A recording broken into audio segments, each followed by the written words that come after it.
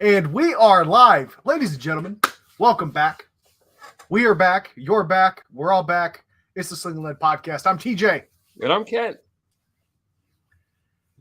Man, it's been a hot minute since we've done this shit, dude. Adulting, just sucks, doesn't it? And joining us tonight is nobody because we have no friends left. Well, this is why we do it typically on Tuesdays. All of our other friends have social lives. So on Friday night, while we're in our basements recording a podcast for you all, they're out having fun. Has fun. Prime example, we have another show coming up on Tuesday that we had to schedule back to our original time to have our friends come on. Yeah, nobody likes us. It's fine. We do it. It's okay. We do these things. Guess what I did tonight? Mm-hmm. What did you do? Wait, don't tell me. You went to the range. I did. I played with the Glock 44. Oh, the 22, huh? Yeah. No, you're supposed to say no, the 44, and then we go back and forth. Right. No, you know the one I've had for 6 months? Mm-hmm. I shot it to review it when it wasn't my gun. Yeah. And it's been like a year and a half. And I bought it off of the individual who had it. And now it's just sat there forever and ever and ever. So I put it in the holster. Turns out a gun shaped just like a Glock 19 also draws and shoots just like a Glock 19. Who'd have thought? Right. I was, here's the deal. I had done the review before.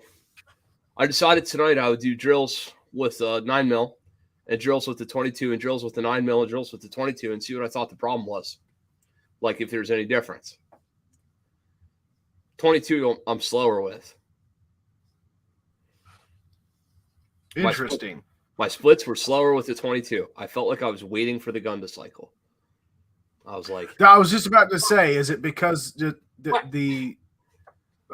so to the skilled hand, right? It is a perceptible difference. Yeah, no, it really is, honestly. I mean, and I'm not just talking about the recoil, right? Like I think anybody can tell the difference between a recoil and the recoil of a 9 and a 22, but the actual cyclic rate, slide speed's a whole shitload slower. Yeah. I was about to say, because did you deck out the trigger? Like how close to your 19 is it? Yeah, but the problem is you can't really, because you can't get all the same. It's for the 22, you can't get all the stuff, so it's stock. Yeah, all the aftermarket support is quite limited. Are they even still making the Glock 44? Oh, yeah. I feel like that was kind of a flash in the pan. You know what I mean? Like, no, I know everyone was all about it, and then it just kind of died on social media, probably because it's a 22.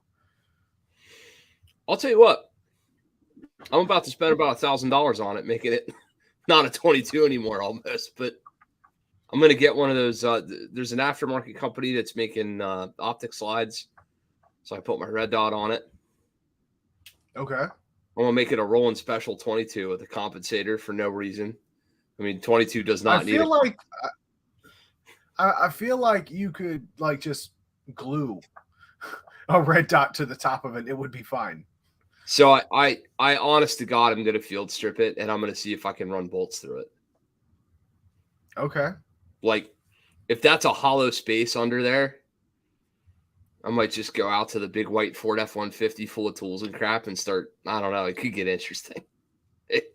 Well, considering I really want to know what you use to put these bolts in, considering I've seen some of your videos where you used a 12-inch table chop saw to cut up foam. Dude, that was the best holster making video ever. Jesus Christ. Talk about overkill, bro. That was the best holster video ever. Did we ever overlay Benny Hill Gang music to that or not? So I actually got a strike against I got a copyright strike against my channel for that. No shit. It was one of the I was working with. This is when I had the head down Grendel, the 6.5 Grendel from Head Down. I was doing kind of a I can't remember. Oh, I was doing the Wisconsin X video, their trigger. that I put into that gun. Oh, And I was having a bitch of a time getting the safety selector off. So there was a point in the video where I sped up the video. I went to like a hyperlapse, and You went on I Benny added Hill, the I added the Benny Hill music, and sure as shit, within like a minute of uploading it, they were like, "We took this video down for a copyright infringement." I'm like, "Are you serious?" What if I do a bad impression of Benny Hill Gang on this podcast? Will they take it down for that? I think a sound alike would be fine. Okay. Yeah. Wait, that just became Christmas, Benny Hill Gang. Yeah, same shit. Okay. That's fair. It's kind of like how all my impressions are Lionel Richie, no matter who they actually are. They're all Lionel Richie. Please don't. I'm not gonna. Okay. I just was saying that that's a thing. It's absolutely a thing. All the dancing on the ceiling and shit. Yeah. Great song, by the way. Oh, it is a good song. So, dude, let's see. Where did we leave off? I really like EOTech Voodoo 1 to 10s.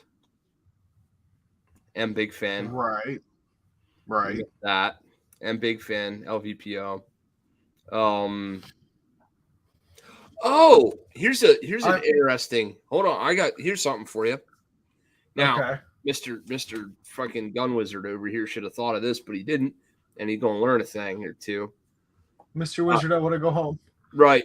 So I stripped my SIG MPX the whole way down. Like, yeah, okay. I know where you're going with this, but I didn't get all the specifics. So yeah, story time for Kent. So exploded parts diagram. I turned SIG MPX into exploded parts diagram. So the SIG MPX is the 9mm AR-15 clone lookalike that I'm not like to do the flex thing, but that's like a $2,000 bone stock gun, right? And I think at least 1,600. Is it? Just for the gun. So yeah, I mean it's baller for sure. Like if you're talking about like the creme de la creme of PCCs or pistol caliber carbines, yeah, dude, the SIG MPX is up there. I would even argue that it competes very well with an MP5. It really does. This one's all decked out. It's got the Midwest Industries shit on it. It's a 2-stamp gun. The only reason I'm saying about all my bouginess that I have going on in this gun is I'm going to admit that, like, it was running like shit until you ripped it apart. Wow, dude. But also having the whole exploded parts diagram in front of me, I was like, bro, if I'm missing one spring, I have like $6,000 laying on this table that don't work together no more. Like, and you can't get half that crap anymore. And SIG's experimenting on their customer base, so they're like one dropped 320 away from not existing anymore. Like, so I was kind of like, whoa, I don't know about this. So I put it all back together, and I thought the gas system was adjustable to like tune it for the suppressor, because there's I legit thought it was too. Well, turns out it is adjustable, but it ain't meant to be adjustable if you just don't screw the cap in real tight. Like, okay. So there's a half moon indent that's meant to like tongue and groove with the other end of another half moon indent. I figured if I saw something that looked like a circle, I'd make it a circle at the end. I was like completing the geometric shape, trying to make it look all pretty. I shot that gun, single shot. Poof, all the smoke. Shot the gun again, single shot. Poof, all the smoke. Poof, smoke. I'm like, God damn. First of all, why is this thing smoking? Oh yeah, because I got oil in the gas system. That'll check out. But then, like, why is this gun cycling? Took it all apart, and you have to actually make the two half moons mash up so that one disappears under the other. It's not tongue and groove. You have to like hide the other one. And I forgot how it went apart and came back, or came apart and went back together. But here's the thing. The MPX barrel is held in place by two bolts that run through the handguard and on the through the upper receiver, and on the other side there's 2 C nuts and washers. Son of a bitch! If that gun didn't lose its 0 with coming all apart and going back together. Now there's only one position for the barrel to be in. It's not like the barrel.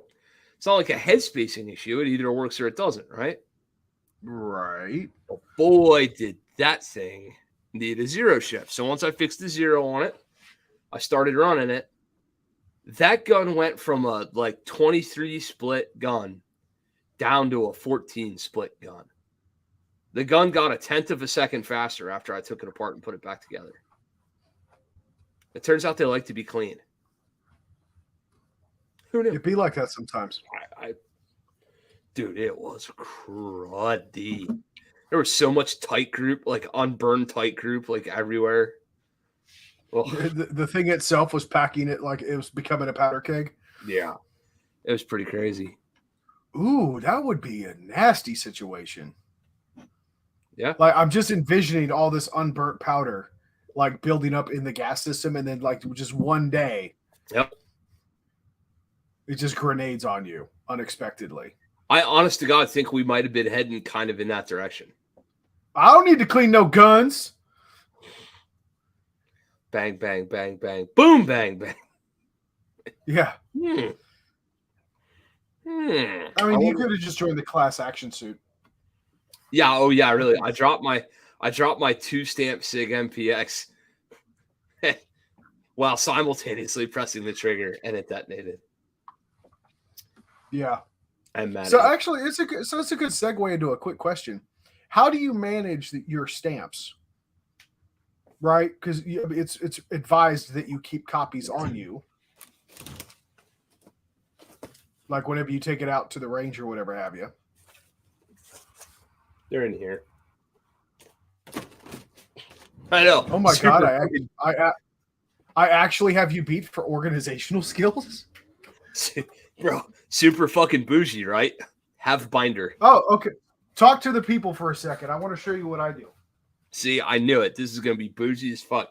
He's gonna win this shit called macrame or paper mache or tailor made or whatever the fuck he's got going on. It's gonna be he's gonna have a stamp collector's book from 1985, post office and stuff. No, so check this out. You ready for this? Yeah. Whoa. Yeah. Turn it on so we can see the serial number and the control number, please. Yeah. Yeah. Good luck freeze framing that one, motherfucker. Yeah, I actually got this idea. So this is probably one of the coolest tricks that I learned from one of my customers when I was way back when I worked behind the counter. Because as it happens, people that it's like tax stamps are like tattoos. When you get one, you got to get more. Right. So there's always these old retired dudes that have nothing better to do than to spend their Social Security money on NFA items. And the expectation is that you will have a copy of your tax stamp paperwork with you at all times. But it doesn't say it has to be the original document or a full-size document, just a copy.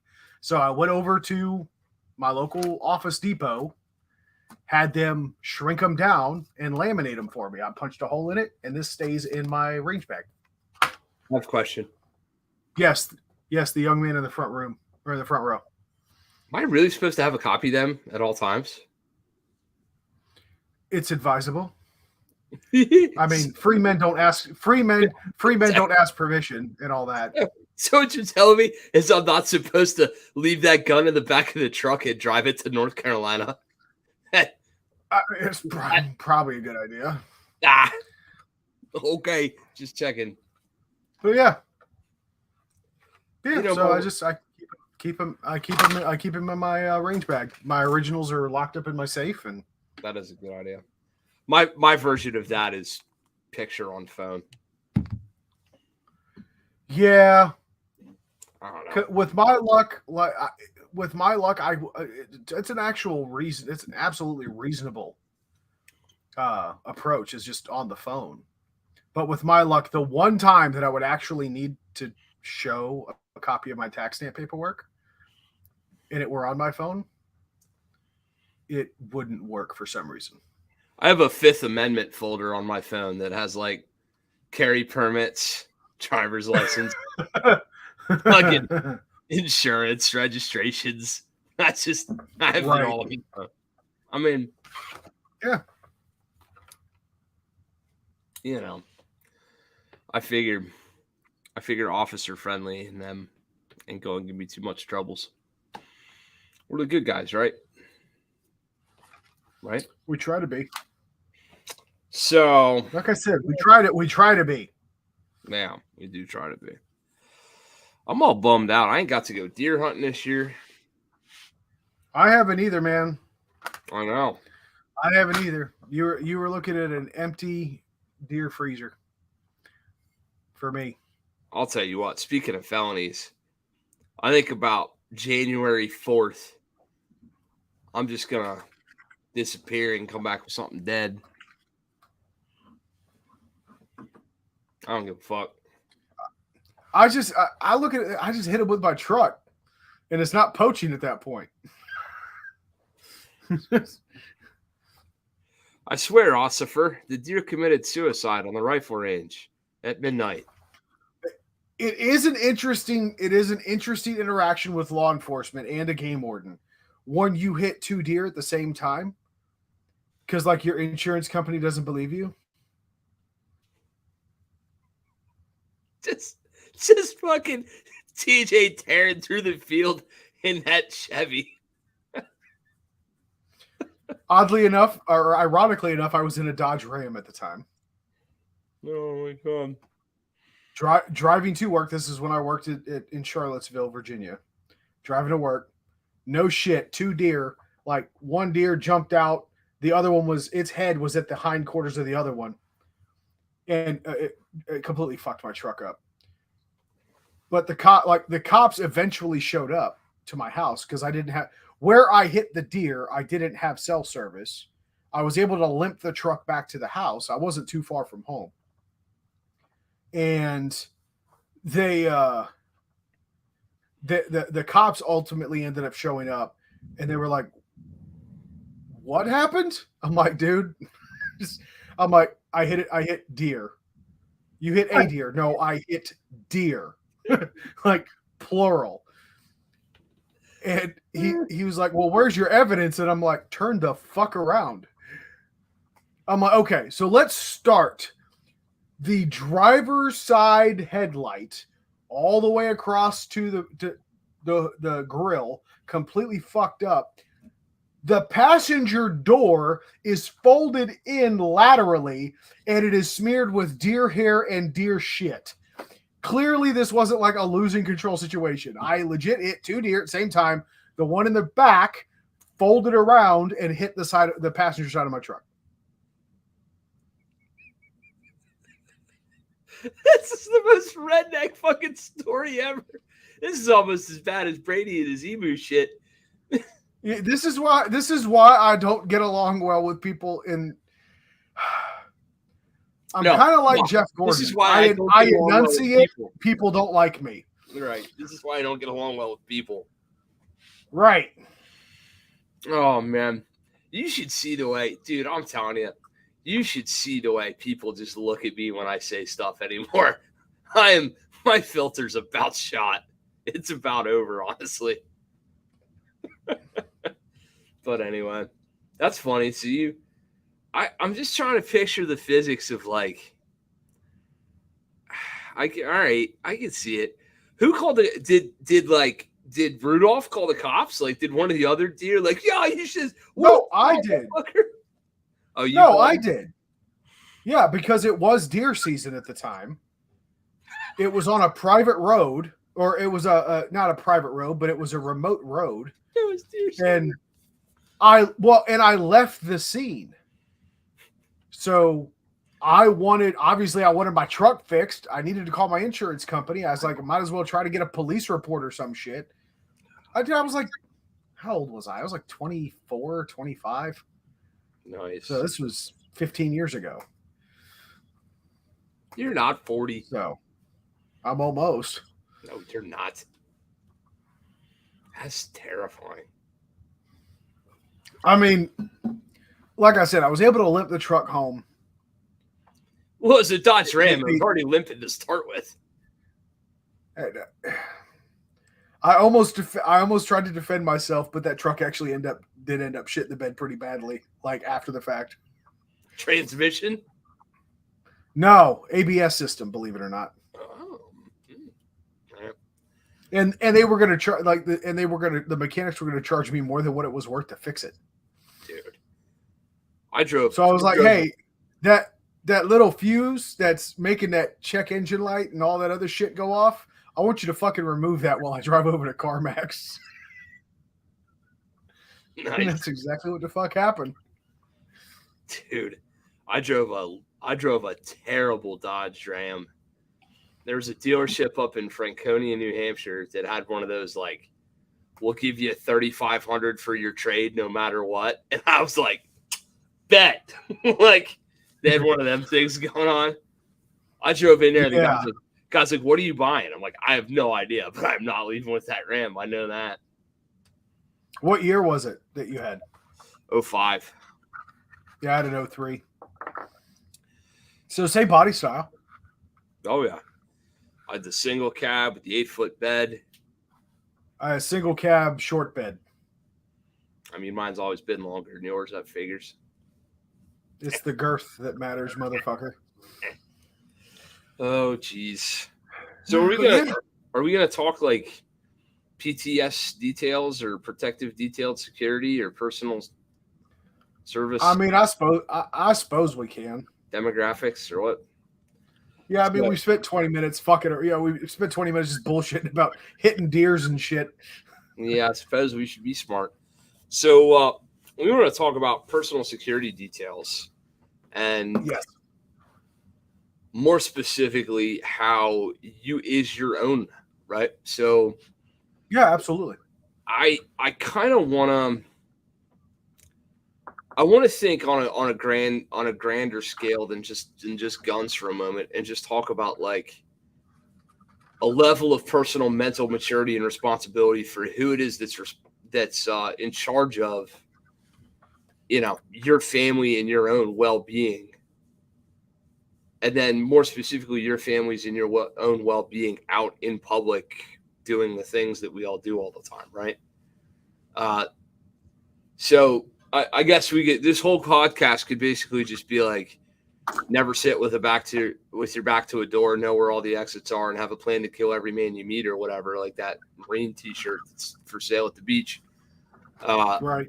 But in all honesty, I think sometimes guys and gals get all wrapped up in the how and don't really think about the what and the why in terms of, all right, so we're going to get good at shooting, we're going to get good at stabbing, we're going to get good at jujitsu, and we're going to get good at all the things we need to get good at. We're going to know the medical piece. But we're not actually going to have like an overlapping plan for how we're going to approach any of this. God forbid something was to come up. Right. So I wanted to kind of wanted to pick your brain a little bit, and I wanted to talk through it through the benefit of the students and for the benefit of the audience. I talk about like some common best practices for yourself and for your family and all that stuff. So, Mr. Ramsey, I'm going to phrase you a couple of questions. Number one being, what do you think people in general in public get wrong a lot when it comes to personal security?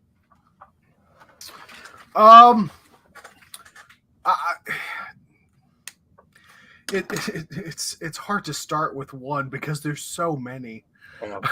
That's the downside. I think number one is the distractions, right? If I had to pick just one to at least start with, if you're not going to carry a gun, you're not going to carry medical, you're not going to do an EDC like pocket flashlight or any of that, like any of the other stuff that we've talked about on this damn show for the last 2.5-3 years.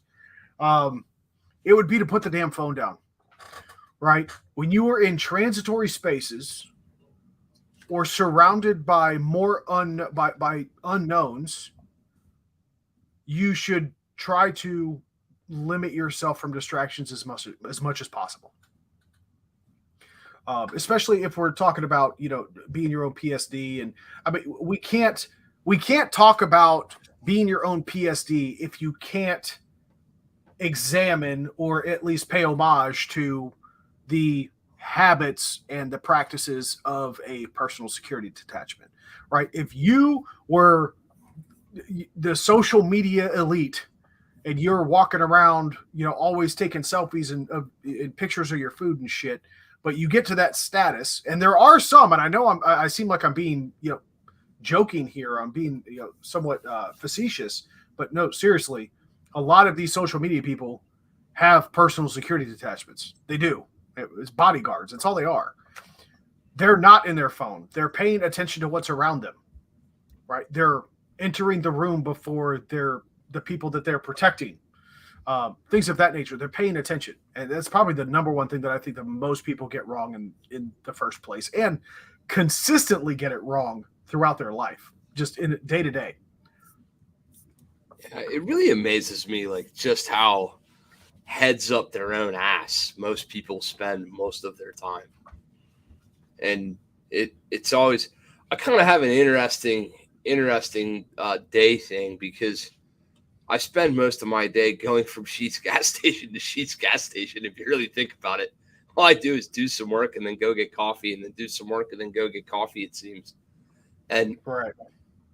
I swear to God, the people that are going in and out of like the gas stations or the mall or the, any foot, I swear to God, most days, I think somebody's child is going to die in a parking lot because they don't even know where the hell their kids are at. Like, they're just living their best life. Phone in hand, just fucking, walking around like this all the time.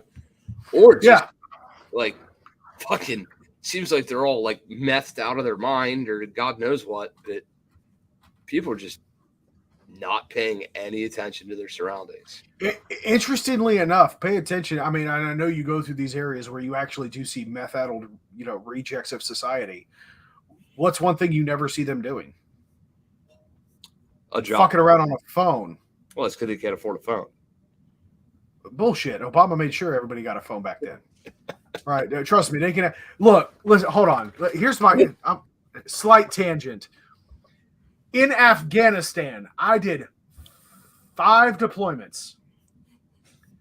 This is a culture and a civilization where people still predominantly rely on their left bare hand to wipe their ass. They don't have toilet paper. But goddamn it, every single one of them has a phone. Okay. So don't give me that bullshit. Now, it might be an old school Nokia where they're playing the snake game. Oh, the snake game. I love that. Can't we not just have that level of quality back in our phones? Anyway, them meth heads have phones, I promise you. But they are so hyper fixated on like everything. Now, it's everything all at once. So we could debate whether or not they're paying attention to any one of those a million things that they're consuming at that point. But they are not walking through the store, texting and chatting and like messaging their friends, right? They're not distracted by things outside of the moment. It's actually kind of interesting to watch them. They're also it's like watching those really fast moving zombies. They're like chickens. Yeah. Yeah. Like chicken. So pay attention. They definitely have that whole like squirrel thing going on. Mm-hmm. But I don't know. I find it interesting, like, how many times a day are you noticed? Who's assessing your movement patterns? Who's sizing you up for some reason? Who's looking for a bad interaction? Just maybe not necessarily one with you. Where's a social situation kind of getting a little bit funky and maybe somebody's getting a little offended? That whole, like, you say all the time, you like holler at people, read the room, you know. Yeah. And I don't think anybody. Where do you think I got it from? Meth heads in I mean, there's Afghanistan? well, honestly, you don't see a whole lot of meth heads over there. A lot of heroin. What's that stuff not called so that they much chew on? No, that would be Africa, and you're thinking of khat. Cot. Yeah, it's a root. Khat's an actual like root, like a vegetable. I thought the Afghanis had that too. I'm sure you could find it there. I never asked. Their predominant export is opium. So they're the number one contributor to the world's heroin consumption. No, meth heads have meth labs and like meth dealers have a special place in hell, I hope. Because for as high of a standard that we hold ourselves here in America, you can blame the entire world for every other drug problem that we have here in the U.S. Meth is one of the few things that we don't have to import. It's all made right here at home. Huh. So it's not a foreign country or external influencer that is poisoning our nation. It is 100% Jim Bobby in his fucking trailer. Right? So, Rodney White, you ever tried to read a Twitter tweet? Read a Twitter tweet while dancing and doing a backbend at the same time. That's why they don't. Yeah, that's a meth head perfectly summed up in a single sentence. It's just you Southern. I love them North Carolinians. I could just hear Rodney going, "You ever tried to read a Twitter tweet?" Yeah, like you had to say. Oh, yeah. You could have just said a tweet. All right. So what's some other stuff? How about physical structure, like buildings, parking lots, avenues of escape, egress, ingress, so all that kind of stuff? Let's since we kind of started on transition with the distractions and the mention of transitional spaces or transitory spaces, let's kind of work our way through it, right? Transitory spaces. So what do I mean by that? Doorways, main doorways. So think of yourself walking to a parking lot into Walmart or into the grocery store, getting back into your vehicle, entering your home. These are transitory spaces. These are arguably the most dangerous places to be. Now, actually moving through a parking lot is relatively cut and dry. Because, I mean, the structures you have are vehicles, and Kent, you know as well as I do that vehicles it's fugazi. They might as well not exist because there's only certain elements of the skeletal structure of a vehicle that actually do provide some actual form of cover, not just concealment, right? A pillars, B pillars, C pillars, engine block. That's really about it, right? And the bodies in the trunk. Yeah, and the bodies in the trunk, not the trunk, but the bodies in the trunk certainly are good bullet sponges. But I would, this is, C point one, paying attention. There's not a whole lot you can do in a parking lot, at least environmentally. Paying attention, prepping yourself. Obviously, if you have a gun, you should be trained with it. Learn how to use it properly and to a high level of skill and precision. If you have mace or pepper spray or some other non-lethal force means, I would recommend having that at the ready, and know your purse or your man bag is sufficient, right? Have it in your hand, right? The fist pack full of keys, right? That's something. But move to and from the entry to your vehicle as quickly and smartly as possible. It's pretty simple. Straight line. Don't fuck around. Don't dawdle. By the way, can I just say, there's right next to the meth lab cooker or the meth lab people, there's a special place in hell for people that decide to stop in the two-way directions of a parking lot, roll their windows down, and have a fucking family reunion in the middle of the parking lot. Now, you've never worked in rural Vermont, but I'm going to tell you something. I've worked in rural Tennessee, and I would have run them over with a semi-truck. I'm going to tell you what. The pickup window to pickup window meeting is how all business is conducted in a ski town. I'm telling you right now, that is how business gets done. May you all burn in hell. All of you. What's worse is when two dudes with trucks like end up window to window. Both. Yeah, that's what I'm talking about. When they block traffic. I know. Well, first of all, the only traffic we were blocking was Moose and New Yorkers, and we didn't give a fuck about either one of them. But like, when you're window to window and you have two working cell phones that you could communicate with and two fucking radios that you could communicate with, and yet you still choose to sit there and go, so you think you're going to get out of here before midnight? No, I don't, man. It's going to be a long one, ain't it? Yep. And you're just yammering and a jammering sitting there. That's the thing. I know you needed more liquor just to get through this conversation. Yeah. By the way, not sponsored in any way, shape, or form, but this was recommended to me by a guy at the liquor store.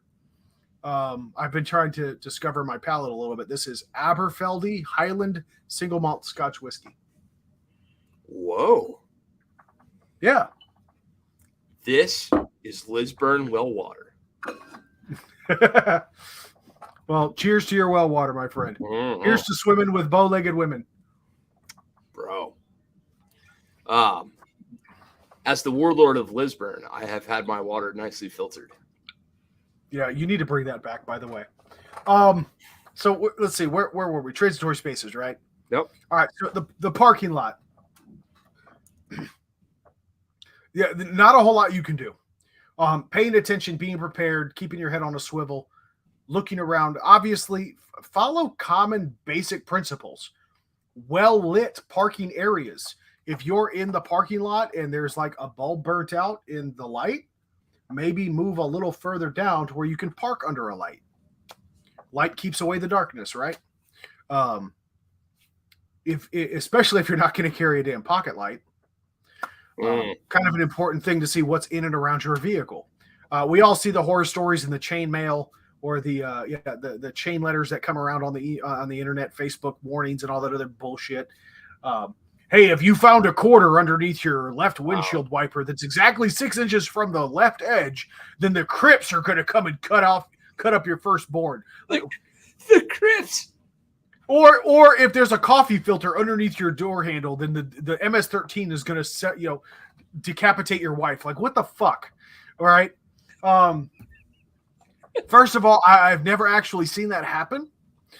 Most violent crime or assaults are not going to be telegraphed.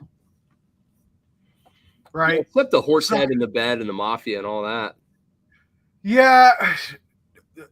That honestly wasn't even like a death sentence. If you really go back and rewatch that movie, they were sending a message. It was a multi-million-dollar prize horse that they killed. It was the essential equivalent of blowing up his car, that he is essentially killing his family without actually killing his family because he had spent so much money on that damn horse.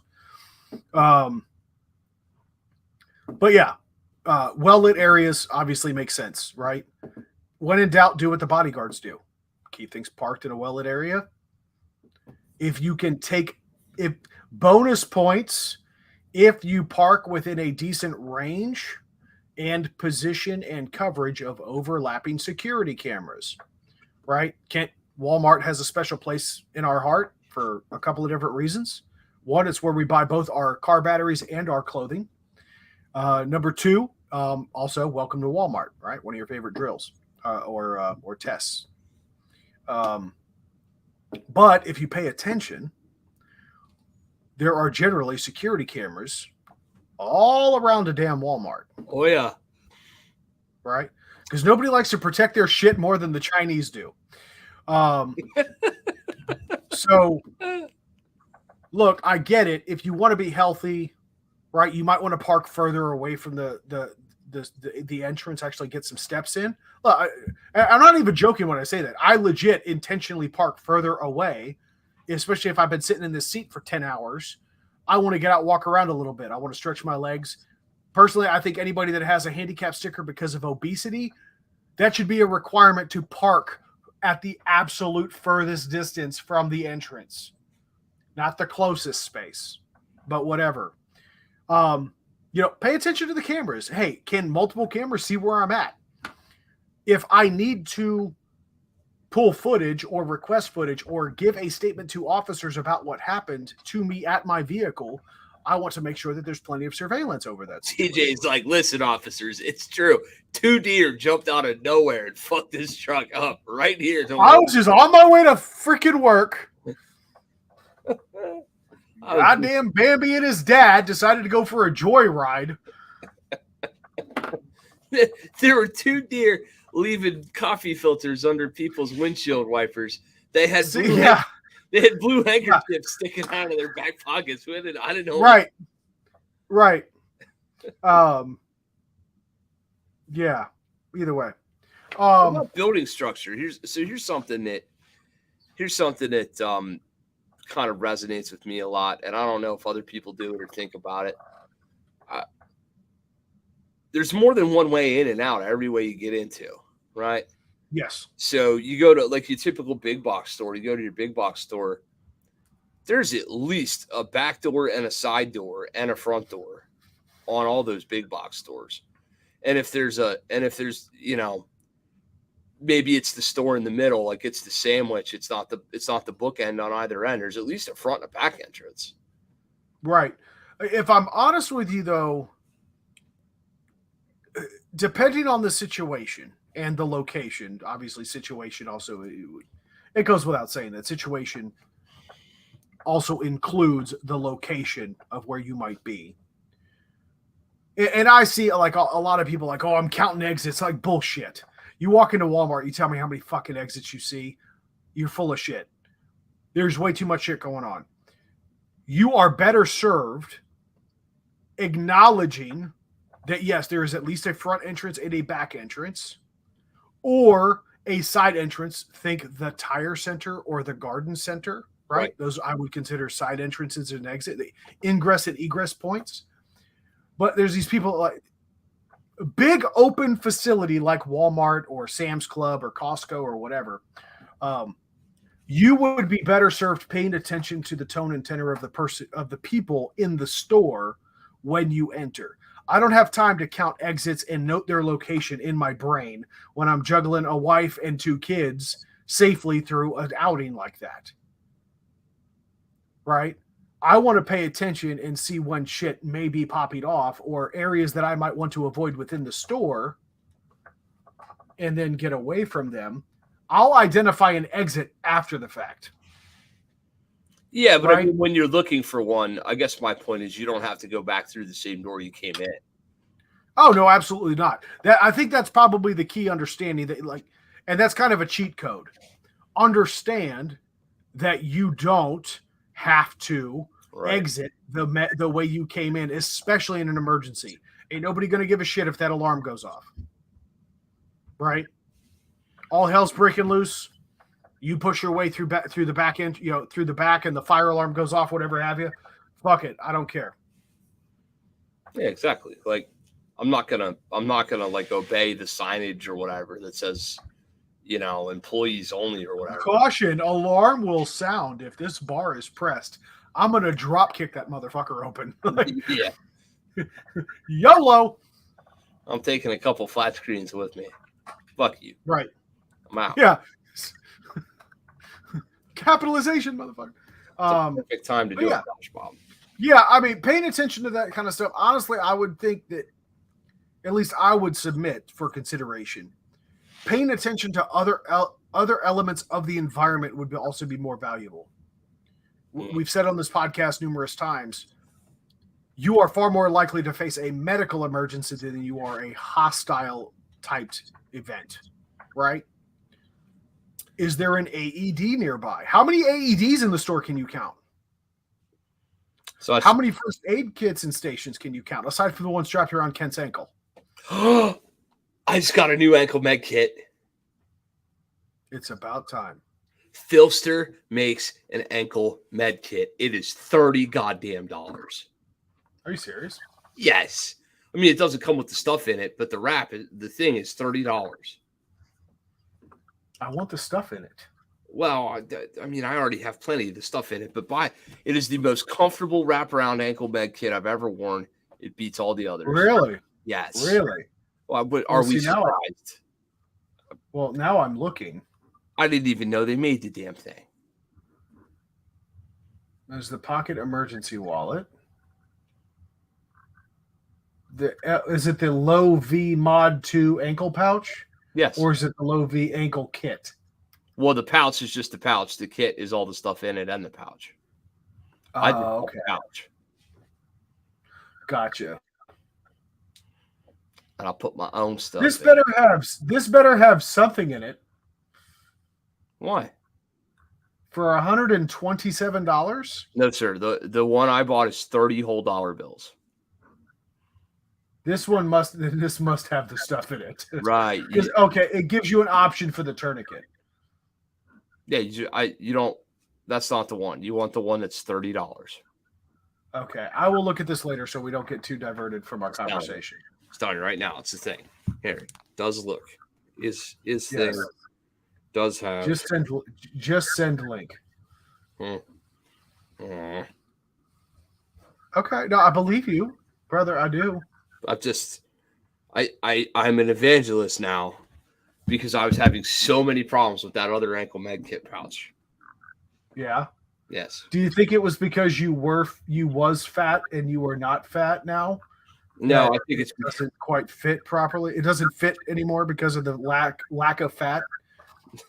No, I just wore the Velcro all the shit.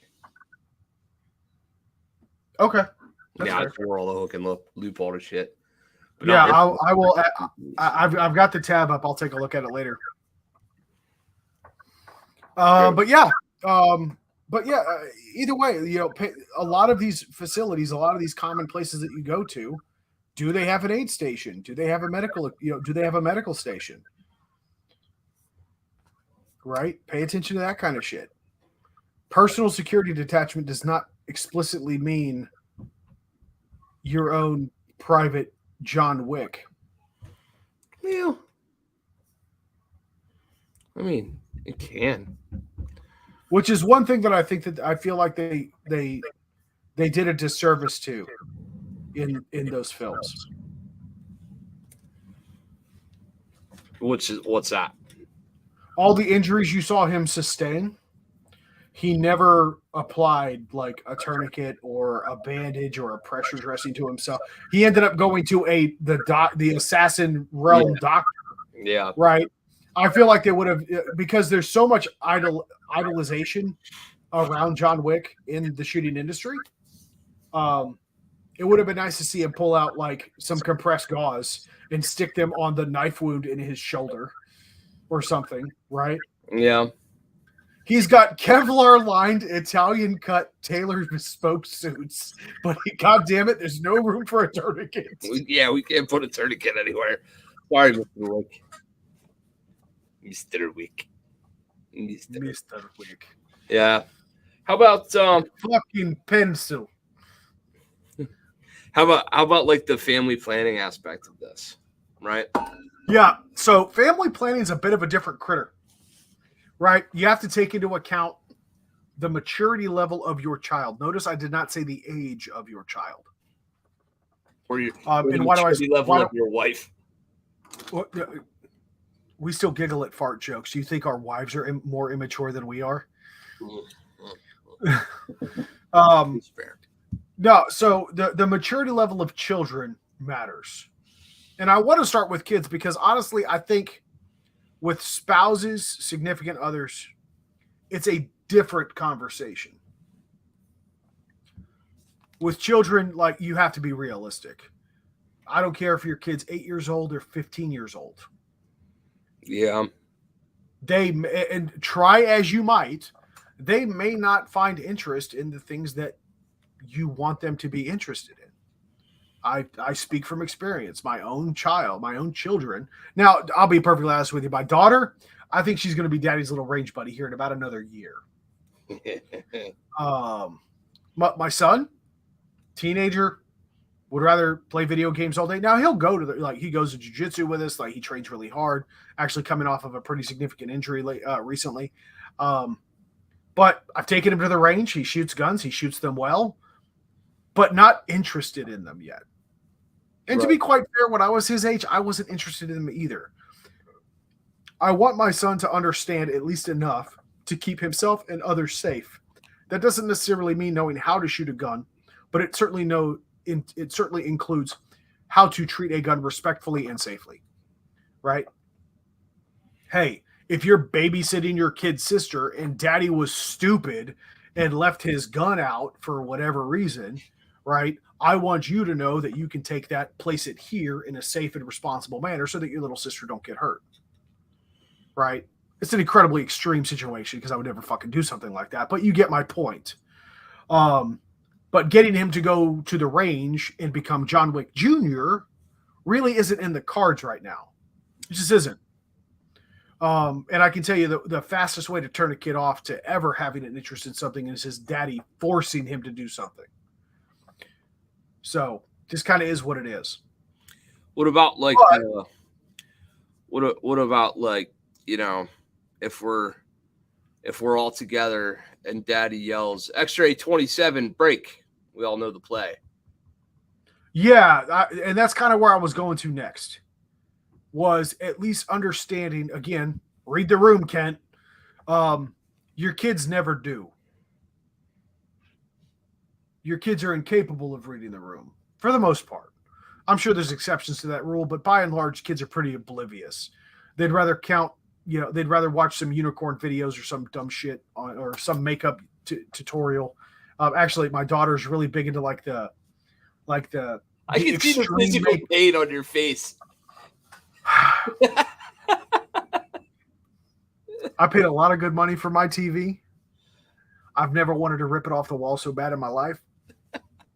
But my daughter is into like the makeup stuff that you see on YouTube, but like the special effects makeup. We're talking like the people that will take themselves using regular makeup stuff and look like a cartoon character or whatever have you. Yeah. Like Hollywood level special effects type shit. It's pretty cool. So look, I don't want to stifle her creativity, but I get it. Kids would rather do that. But just like a fire drill, hey kids, when you hear the little disc on your ceiling start going off, run. Or come get mommy and daddy and like we'll go from there, right? You need to have a plan for that stuff. So I think, and look, people talk about the whole keyword thing or the family code or like, popsicles, like, and everybody like pulls a 360 security and like they all have their own sectors of fire. It's just not how it works. I think what's more important is getting your kids to listen. Yeah. When they're being given a direct order. So my wife, Mrs. Ledsling and Ginger and I, we actually had a discussion about this. If you can't tell, I'm kind of the disciplinarian in the household. Daddy's the heavy-handed one. Ken will actually tell you this too. Like he's like, "What? I mean, Ken, do I not keep my kids in line?" You beat your children to an uncomfortable level. I mean, a sack of Valencia oranges doesn't leave a bruise. It's just,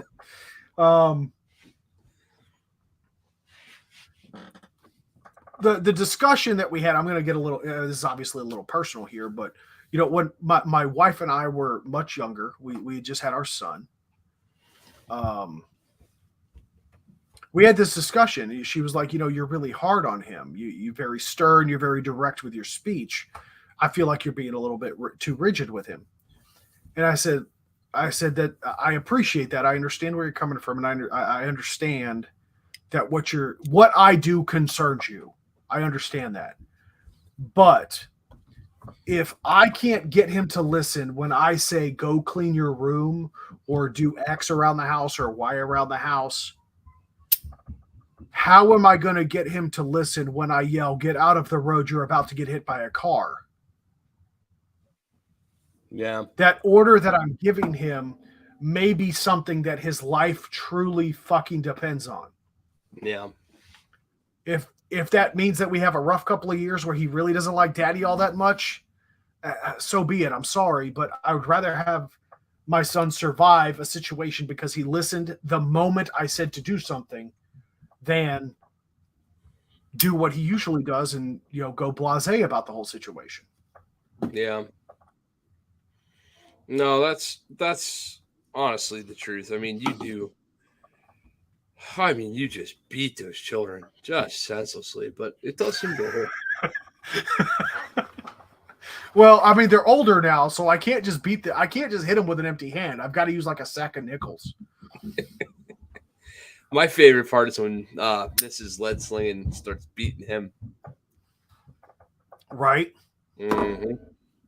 I had a feeling you'd appreciate that. He's like, I'm the disciplinarian in the house, and I'm like, bullshit. The beatings rolled downhill. All I can say is safe words are for pussies. Yeah. I'm just wondering what at a certain point the corgi's like looking for somebody to beat up because it's like, I'm not gonna be the smallest for long. Oh no, he attacks the cat. Yeah. Like randomly and without warning. Like the cat will legit just be chilling on the couch doing what cats do, just chilling. And Georgie will walk across, like get off his mama's lap, walk across the couch, across my lap, climb onto the couch, and just like stare at the cat, dead silence, and go completely ape shit against the cat. It's one of the greatest things on the planet. My wife hates it when I encourage him. Meanwhile, the cat's like, I'm not reading the room, bro. You'd think after a while, the cat would be like, Right? That's a valid point, though, because like all the times the dog, like the little corgi, approaches the cat, I like locking eyes with him, walking up like, I'm gonna fuck you up. I'm gonna come over there. I'm gonna take your jello, and there's nothing you can do about it. You would think the cat would eventually either A, defend himself, or B, run. Georgie, the murderous corgi, Georgie. Yes, Rodney, his name is Georgie the corgi. Yes, he is named Georgie after the kid from the movie It that was eaten in the early part of the movie. So the plan was to eat the corgi. What about like overshare, social media, trips and locations, and digital shit, and all that part of your operational security? OPSEC. 2 words. Yeah. Right? Or one word when you make it an acronym. Guys, nobody gives a shit that you're going to fucking Tahiti for a week. Nobody cares. Nobody. Stop. Stop telling people you're going to Tahiti. Fuck off. Nobody cares. Look, that now don't twist what I'm saying. I'm sure there are people that will care. People will, I'm sure especially if you have any skill, any modicum of talent with a camera, I'm sure you've probably taken some beautiful pictures of your family in your island getaway or your mountain off-roading trip or your camping trip or hunting trip, whatever. I'm not saying don't take pictures, but you don't have to fucking broadcast it to the world before you go. People like me in my professional life look for stuff like that to exploit. When I call a client's office and I pretend to be somebody of value or importance and authority, and I'm like, hey man, I'm working from vacation. You know, I'm in Hawaii this week. I'm having trouble logging in. I need you to reset my password. Any bit of information that I gather from social media or whatever have you just makes that more powerful, makes it more effective. Now, that's the light end of it. The other end of it is I just pay attention to when you're not home and I come steal your shit. Right? For total transparency, disclaimer purposes, TJ absolutely does go to people's houses and steal their shit. I don't go to their houses. I go to their place of business and steal their shit. But yeah, same thing. And the views and opinions expressed on this podcast are absolutely those of GMD LLC. Right. The guys, don't overshare. And that's It bugs the shit out of me about the amount of oversharing that we do, or that we've gotten in the habit of doing in society. If I can tell you what you ate for dinner last night and it wasn't at my house, you overshare. Or you go to Chick-fil-A a lot. Okay, look, we do have a weekly tradition. Just leave it alone. Hey, look, Monday is the day of the Lord's chicken. Think about how much money those people have given up by being closed Sundays. Closer to the Lord, though. I'm gonna tell you right now. Here's the problem with this. I think if Jesus was here, he'd be like, "Nah, it's cool. You can have chicken on Sunday. Like, it's fine." It would be really funny if he ate it and he was like, "I could do so much better than this, but this is pretty good." Yeah, it ain't bad for mortals. Yeah. What about? But yeah, here's another one of my fun little things that I'm just. It amazes me. It absolutely amazes me. The amount of shit that people will share conversationally with total strangers. You've met my parents, right? Yeah. But I mean, like, just in line at the freaking Sheets, waiting for their coffee, just hamming up their business. If there's two of them there talking, they'll be there talking. Well, yeah, so I told. Excuse me. Intermission, folks. Take this opportunity to get refreshments. So, thank you. Okay. Did you make those dogs bark? Apparently, I made the dogs bark.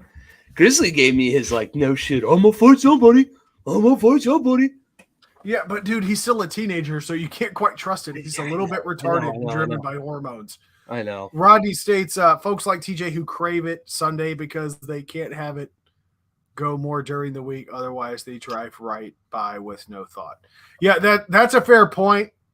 I won't say I crave it more, but there have been times where I'm like, oh, let's get Chick-fil-A today. And then I realize it's Sunday, and then I'm vehemently disappointed that it's closed. Yeah. But that's also like our one night a week where we agree not to cook. Like no one's like pressured to think about what we want for dinner. And it's always on the way home from jiu-jitsu. So yeah. But you were saying the people over divulging, just intimate family details with strangers. I listened to a dude tell another dude on an AirPods phone call he was cheating on his wife. In line at Sheets.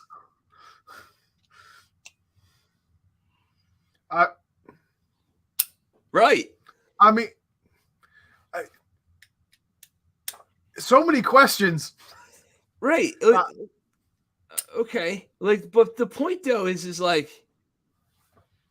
if he's willing to just sit there and he's got his AirPods in and he's having a one-way conversation, except everybody else is in on the one-way conversation on his end of it. It's amazing to me. Yeah, everyone in the line for Sheets is just like, you didn't even have to. I was standing there. I wasn't even with this guy, but we were like both. Sheets has free coffee day going on, so you got to stay in there in the line to get your free coffee. Unless you're my buddy who just walks out with his free coffee because he's like, it's free anyway. I ain't scared of shit. But like, yeah, why? It's free coffee day. Fuck off. Right. But like, seriously, I went to the line for the I reject your bureaucracy. Right. I mean, and I'm standing next to a random stranger and we're listening to this, and I'm like, get a load of this. And he's like, I don't know. Like, dude's just going off. Yeah. Just going off about how he's wanting to know. What he's wanting to know is which one of the guys from the golf trip from the summer told his wife. That's what he wants to know. Oh, so I mean, he might as well overshare because his wife already knows, and bet your ass everyone she knows is going to know he cheated. But I mean, they're just having this conversation. He's like, man, this fucked up. Like, I bet it was Daryl. Like this one guy, Daryl, is in the shit list. Like, I don't know who Daryl is, but I want to know. Like, this poor bastard. And I'm just listening. Like, he's like, it's always those fucking douchebags who can't get any on the side. They're always the ones that tell the wives. No fucking reason. Like, he's. Oh my God. Yeah. I'm just like sitting there, and I'm like, it's always those douchebags who can't get any on the side. A quote. That should be our t-shirt tonight. Yeah. So what's this dude's over there saying? No, speaking of which, I think because it's been a couple of episodes since we've mentioned it, folks, Cam is doing very well. I hope you guys have actually you can't get any on the side. Cam's lost his leg. Please donate money. Speaking of t-shirts, Cam's Ass Kicking Contest t-shirts still available on Teespring. Links are in the description. Please, if you are so inclined, please support our best friend Cam, who is actively working and recovering from a horrific motorcycle accident with his girlfriend, now fiance, actually. Yeah.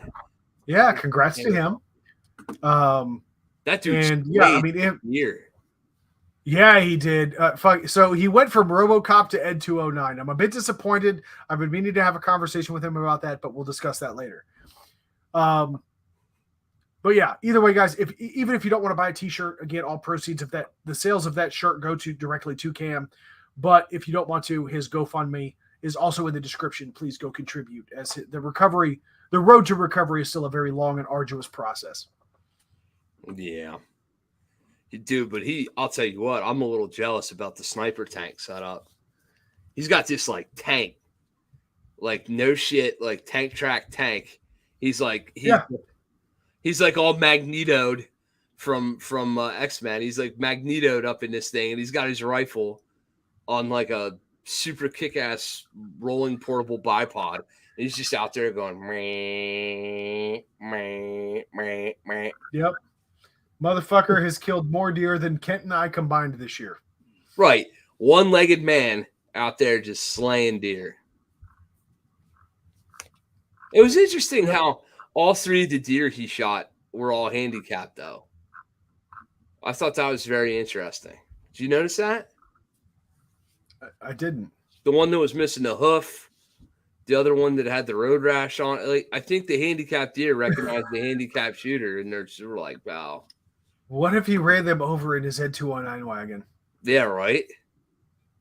So, anyway, back to PSDs. If you can't tell, we got a touch of the ADHD. No, I'm just trying to keep it light. That's all. Of course. No, but seriously, guys, please support Cam. But if you haven't followed him yet, at HaysC494 on social media. Yeah, he's about to be doing videos and shit. That's gonna be wild. Yeah. I just wonder, like, I guess I'm gonna sum this up. We'll wrap this episode with this. I truly honest to God think that 90% of people, maybe more, get up in the morning, leave their house, do whatever it is they're going to do all day, whatever their deal is, the gym, the office, the shopping, the Chick-fil-A, the whatever, spend all day out there, come home and do it again and again and again. And days or weeks or months or maybe even years go by. And those people never once, not for a minute, give any thought to their own personal security. Well, I would argue that it comes from a period of complacency. Right. The thought track is exactly as you laid it out. I'm going to go do this, that, or the other. Oh, nothing's going to happen. That's a bold fucking statement. Right. Because I guarantee you there are a lot of motherfuckers that are in the ground today that thought that shit wasn't going to fucking happen that day. Yep. And you can take let's take all the extremes out of the scenario. All the school shootings, all the suicide bombings overseas, like all that other shit. That person who didn't think they were going to get fucking mugged. Yep. Dead. or wounded or whatever, right? That person who didn't think they were going to get into a car accident. Oh, nothing's going to happen. Wham, T-boned by a fucking semi-truck, right? There's one thing I will say my dad always kind of made clear to us. There was two big rules with my dad, but especially when my brother and I were getting a little bit older and getting closer to getting out of the house. He said, number one, there's always a motherfucker bigger, badder, and meaner than you. Number two, don't ever say that can't happen, because it will. Yeah. Right. Look, folks, I mean, you don't have to be John Wick. You don't have to be a rootin' tootin' shooting son of a bitch that's able to take on the world and whatever have you. Believe it or not, there's plenty of personal security detachments that are actually unarmed. Terrible idea. Never do that. Right. Yeah, they're just concealed. Always. But yeah, it's not uncommon though. Like it's really not uncommon. I know. You're right. The reality is that the key tenets of what they're doing is fundamental in nature. Pay attention. Maintain distances, right? Because I guarantee you the ones that are unarmed, you can always tell which ones they are because there's a shit ton of them. Yeah. Because what they lack in armament, they have in actual arms, like left and right arms, because there's like 50 people, right? Strength in numbers. That's a thing too. But they're paying attention. They have a plan. They're thinking like the enemy. And Ken and I, when we started talking about this, like continuing on this discussion around like being your own PSD, I was more than happy to do it, especially because it is so close to the holidays. So let's just briefly talk about what makes you a target. I can sum it up for you very simple. Being known as a have versus a have not. So what do I mean by that? So if you look in the news, there's a term going around. I don't know where the hell it came from, but it's called jugging. Not butt chugging, Kent. You and I both know what that is. But jugging, which is apparently strong arm, to all intents and purposes, from people that grew up 30 years ago. Strong arm robbery. You go to the ATM, you withdraw a shit ton of money to go shopping with. You go to the mall, you buy a bunch of shit. You come out with a bunch of bags that clearly indicate that you have purchased a bunch of stuff that is presumably of value. There are criminal elements that are following these people home from the ATM, from the mall, all that other stuff, right? Who clearly are haves, and the have-nots of the world are trying to take your shit while you are getting out of your vehicle, working through a transitory space because they're following you home. Hold on, Rodney. It's mugging, but gender neutral. He's got me looking that up. You gotta be kidding. Jersey customer at a bank or high. No, never mind. He's wrong. That was just a Rodney joke. But sometimes the Rodney jokes are so good that I was like, oh, no. Yeah, that's not for real. Yeah. No, he got me on that. I know. No. I know now that you made that up, Rodney. But for a moment, I was like, does need to look up. Yeah. No, and the same goes like anytime, right? Like, don't have a big fancy pickup truck with a rooftop tent full of guns and drive around. Oh, wait. Although, I'm going to be clear, if you're still driving a squatted pickup truck, you deserve to have your shit stolen. And beaten within an inch of your life.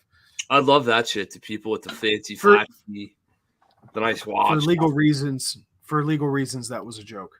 What was that? I do not condone violence. Yes, you do. You absolutely do.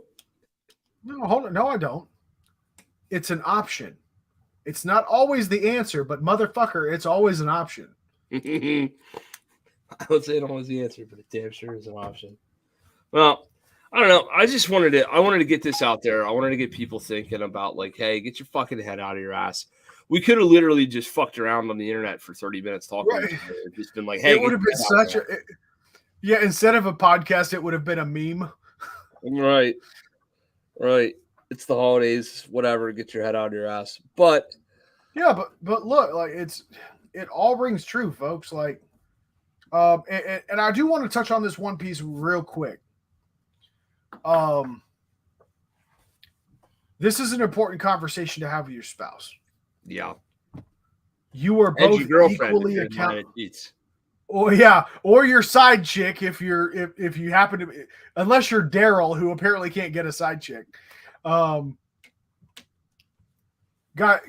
and gals, listen. If you're parents, you are both equally responsible for the well-being and safety of your children. Mm-hmm. It's that simple.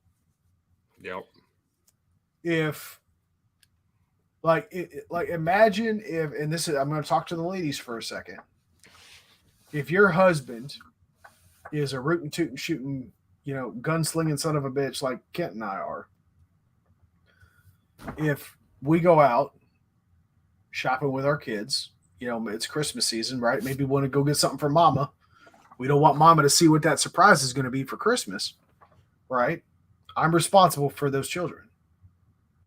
If something were to happen and I came home without those kids, what do you think my wife's going to think of me?